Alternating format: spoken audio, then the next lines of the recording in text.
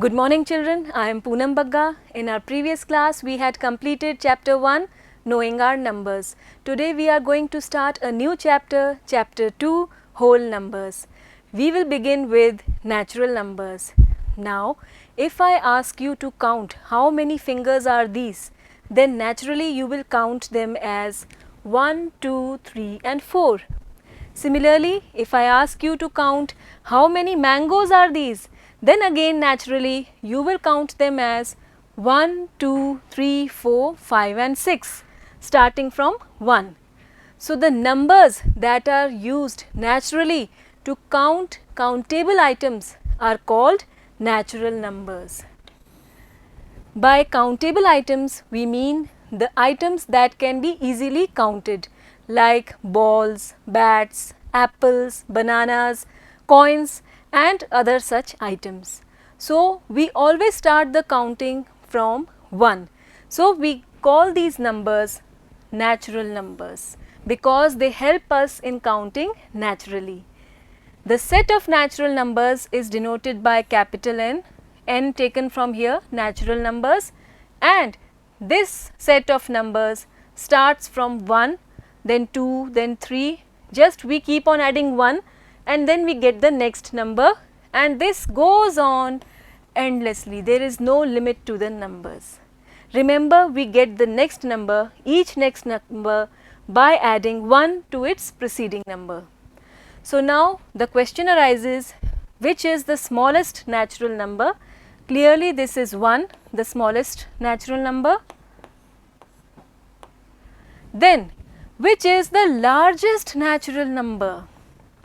Clearly you know that we get the next number by adding 1 to its preceding number. In this way, on adding 1 and 1 and 1, we reached lakhs, 10 lakh, crores, 10 crores, and after that we have arabs, kharabs, and even after that if we want to go further, again just keep on adding 1 and then you will get the next number. So, there is no limit, no end to this number system. The numbers keep on going ahead and ahead endlessly. So, we can conclude that there is no largest number as such.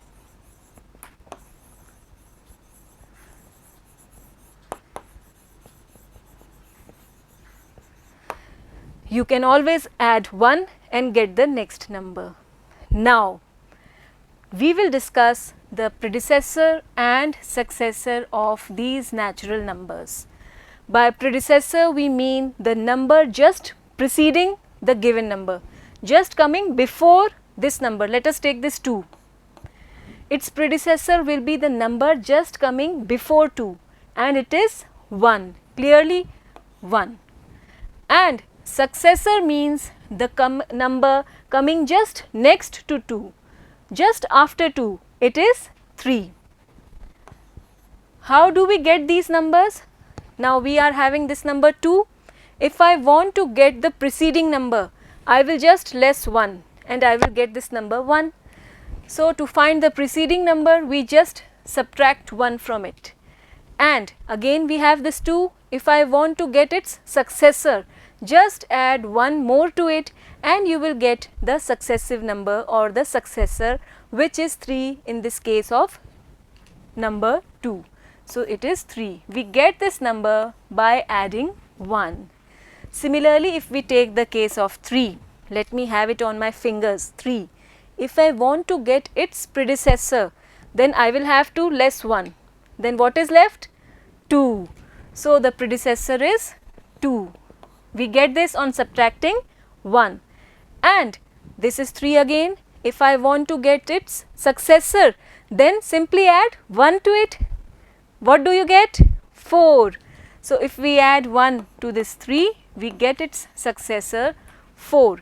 So, the predecessor is the number just coming before the given number and successor is the number just coming after the given number.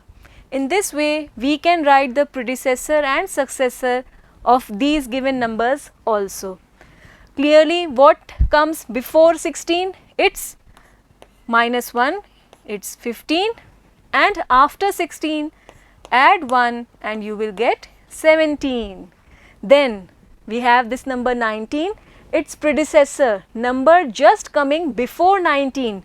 Subtract 1, you will get 18, and to get the successor add 1, 19 plus 1, it's 20. Very easy, isn't it? Now 325, again less 1, you will get the predecessor, which is 324, and to get its successor just add 1, it will be 326. You can see the difference between any two consecutive numbers. Numbers coming one after the other, it is always 1. Therefore, we are subtracting 1 to get the predecessor and adding 1 to get the successor. Then here again subtract 1, you will get 1996 as the predecessor of 1997, and add 1 to it, you will get its successor as 1998. Now 12,000, again subtract 1, you will get its predecessor. Let us subtract 12,000 minus 1. How we will subtract? This is a smaller digit, so it will become 10. We will borrow 1 from this 0, it will become 9, and it will get cancelled and get 9, again 9, and this will be reduced to 1. So 9 here, again 9, then 1, and then 1. So what is the number we are getting? 11,999. This is the predecessor of 12,000. And what will be its successor? It is very easy, simply add 1, we will get 12,001. Okay, now we have this number, it has 5 zeros. What is it called? Just recall chapter 1, it is 1 lakh. Yes, now we need to find its predecessor. So we will subtract 1 from it. Let us do so. This is 1 lakh, subtract 1 from it, 10, this will become 9, again 9, again 9, 9, and this will be reduced to 0. What is left? 10 minus 1 is 9, this 9, again 9, 9, and 9. So we are left with 99,999. This is the predecessor of 1 lakh. And what will be its successor? Add 1 to it, you will get 1,01,000. It is easy. So what we are seeing is that the difference between any two consecutive numbers, numbers coming one after the other, are called consecutive numbers. Like 1, 2, 3, these are consecutive, coming one after the other. So the difference between any two consecutive numbers is always 1. Therefore, to get the predecessor, we subtract 1, and to get the successor, we add 1. Clear to you? Now let us take the special number 1, which is the smallest natural number, 1. We have this 1.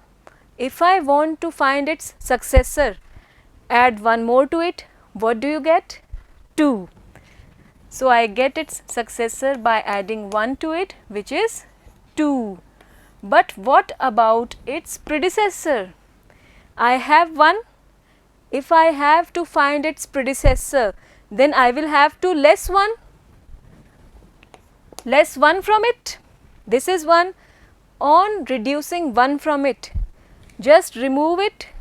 Now, what is left here? Nothing, a blank space. And this nothing or blank space is represented by a symbol called 0. You are familiar with this digit. You have seen here also zeros in 12,000 and 1 lakh. But here it is not an independent number in itself. We are talking about 0, an independent number in itself. Now, let us move on back to the natural numbers. The natural numbers start from 1. We have these mangoes with us. If you are asked to eat up all these mangoes now, then how many mangoes will be left here then with you? Clearly it will again be a blank space, null. So to represent this blank space, it was required to introduce 0 into this number system. At present, this set of natural numbers, it was missing this 0 within it. Then after introducing 0 in this system of numbers, we got a new system of numbers called whole numbers. So the natural numbers along with 0 form the collection of whole numbers. Now we have a new set of numbers. Initially when 0 was missing, now we have 0 also in this list of numbers. Initially the number system, natural numbers were starting from 1, now we are having this 0 also. And this new set of numbers is called whole numbers. It is represented by capital W because we have this alphabet W in the whole numbers, and now you can easily write the smallest whole number is 0 and the largest whole number. Again, as we discussed in the case of natural numbers, there is no limit to numbers, and so we can say that there is no largest number. Again I repeat, there is no largest number. You can always get the next number by adding 1 to the preceding number. Now let us try these questions. Are all natural numbers also whole numbers? Just give me the answer. Yes, you already know that the natural numbers are 1, 2, 3, 4 and so on, and whole numbers are from 0. So naturally all the natural numbers are again the whole numbers. So yes, its answer is yes. All the natural numbers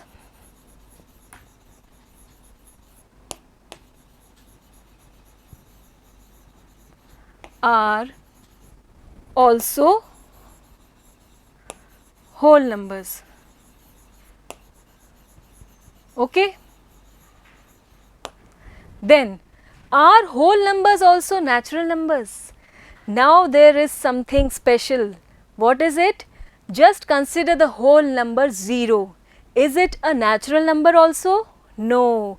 The natural numbers start from 1 and so on, whereas the whole numbers start from 0. So this particular number, let me change the color of the pen. This 0, this is the whole number which is not a natural number. So the answer is to this question, are all whole numbers also natural numbers? No. 0 is a whole number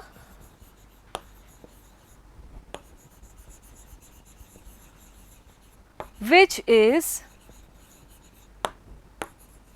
not a natural number. Clear to you? This is very interesting, isn't it? Now we move on to the number line. As the name suggests, it should be a line. Let us first draw a line. This is a line. Now, as the name suggests, there should be some numbers on this line, the number line. And since we are talking about whole numbers, so the numbers will start from 0. Let us mark the numbers on it. The first one is 0.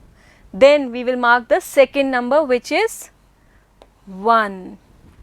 Now this distance between 0 and 1 is called the unit distance, or the distance which should be maintained between any two consecutive numbers. So when we write the next number 2, then the same distance should be taken up. We write 2 here. This 2 distance, this one and this distance, these two distances should be equal, because the difference between any two numbers is always 1. Two consecutive numbers coming one after the other, the difference between them is always 1. So, we maintain this distance of 1 unit between any two consecutive numbers even on the number line. So, now we will mark up point 3, then 4. If I write 5 here and 6 here, then this will be wrong, because now we have not maintained the unit distance between two consecutive numbers. So, this is absolutely wrong. Okay? Always remember this distance between two consecutive numbers, numbers coming one after the other, should be fixed. Let us erase this part and write now correctly. This is 4, this is 5, this is 6, then 7, then 8, then 9, then we have 10, then we have 11. In this way, this arrow mark shows that the line is going on endlessly in this direction, and similarly the numbers will keep on going further and further in this direction. Now, one thing more that you can see is, as we are writing the numbers from left to right, the numbers are increasing, or we can say this direction from left to right, we have the increasing order of the numbers. The numbers are bigger towards the right side of the number line as compared to the left side. Right side में जो numbers हैं वो बड़े numbers हैं और left side में numbers छोटे हैं, इसलिए left से right जाने में जो numbers हैं increasing order में हैं. We can say from left to right the order of numbers is increasing order. And when we go from right to left in the reverse direction, the order of numbers is decreasing order. The numbers to the left are smaller in value than the numbers in the right. So, if I now ask you that on a number line, let me take two numbers first. Let me take 568 and 907. Of these two numbers, which number will lie to the right and which one will lie to the left relative to each other? Then can you give the answer? Yes, the number which is bigger number will lie to the right. So, this is the bigger number, it will lie to the right, and this is the smaller number, it will lie to the left of the number line. Take one more example. If I take 11,556 and if I take 364, which number will lie to the right and which to the left on the number line? Comparing these two numbers together, yes, the greater number, this bigger number, larger number, this will lie to the right and this smaller number will lie to the left on the number line. I hope this is very much clear to you. Next, we have some questions based on this number line. We will learn how to add on the number line, addition on the number line. We have this question with us, 4 plus 5. Let us first locate 4 on the number line. You can see this is point 4 here and we have to add 5. This means that we have to take 5 steps. We have to jump 5 times to get the answer. We start from 4, we take one jump, then we take the second jump, then we take the third jump, then we take the fourth jump, and then we take the last 5th jump. Where do we reach? We have reached point 9 on the number line. This means that 4 plus 5 is equal to 9. You already know how to add these two numbers, but we are learning how to add on the number line. Clear to you? We take one more example, 2 plus 6. We start from 2 and now we will take up 6 jumps from 2. 1 jump, 2, 3, 4, 5 and then this 6th jump. Where we have reached? This number 8, and so we get the answer 2 plus 6 equal to 8. It is very easy, isn't it? Now you can also draw your own number lines and take up your own questions and try to jump on it. Okay, it will be very interesting for you. Next we take subtraction on the number line. 8 minus 3. Now earlier in this question, when we were adding, obviously when we add two numbers, we get a number which is bigger than the original two numbers. Since we were moving towards greater number, so our direction was towards the right. We were jumping towards the right. Here also we jumped towards the right. Here also we were jumping towards the right because we were looking for a number greater than these two numbers. On adding, we get a number which is greater than these given numbers. But when we subtract, what is the case then? The number is reduced. So the answer that we will get will be smaller, and so we will move on in the reverse direction towards the left. We will take the jump in the reverse direction. We start from 8. This is the point 8 on number line. And we will have to take 3 jumps in the reverse direction towards the left. We start from 8, 1 jump, 2 jump and 3 jump. Where do we reach? 5. So we get the answer equal to 5. 8 minus 3 is 5. Clear to you? Very interesting again. Then 6 minus 2. Let us locate 6 on the number line. Here it is. And then to subtract, we will take the jump in the left direction. 2 jumps, 1 and 2. Where do we reach? 4. So 6 minus 2 is equal to 4. Again an easy one. Then we will multiply on the number line. Multiplication on the number line. What we are having is 4 into 3 and we have this number line with us. Now 4 into 3. We say it to be 4 multiplied by 3, or we can write it as 4 times 3. This means that we will have to write 3 4 times. We will have to take up 3. How many times? 4 times. So we take 3 4 times. 3 plus 3 plus 3 plus 3. In this way we have taken 3 4 times, and this is what is 4 into 3. Now we will start from 0 and take up 3 jumps.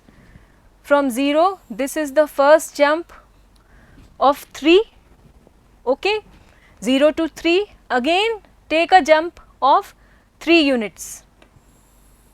We reach 6, again take a jump of 3 units, we reach 9. And in last we will take the 4th jump of 3 units, and where do we reach? 12. So what do we get? 4 multiplied by 3 is equal to 12. Very interesting again, isn't it? You naturally know the multiplication, 4 3s is 12, but here we are learning it on the number line in this way. We have one more question, 2 into 5. This means it is 2 times 5. That is, we have to take 5 how many times? 2 times. So we take it as 5 plus 5. So now we need to jump 2 times, 5 units at a time. We start from 0 and take a jump of 5 units. We reach 5 here, and again we will take a jump of 5 units, and where do we reach? 10. So we can say that 2 into 5 is equal to 10. So these were the natural numbers, whole numbers, then their addition, subtraction and multiplication on the number line. In our next class, we will take up exercise 2.1 based on all these discussions. Till then, enjoy mathematics. Thank you.